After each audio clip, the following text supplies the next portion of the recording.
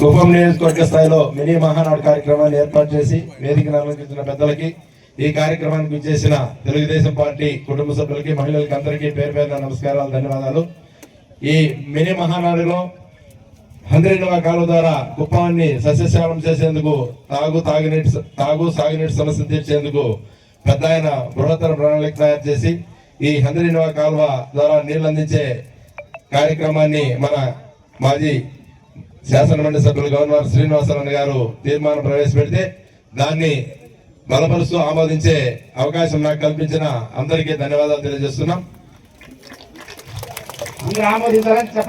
అందరూ దీన్ని ఆమోదించాలని మనం కరువు ప్రాంతంలో ఉన్నాం. ఎప్పుడు ఉత్తరాంధ్రలోనే నీటి సమస్య లేకుండా ఉండే ప్రాంతం.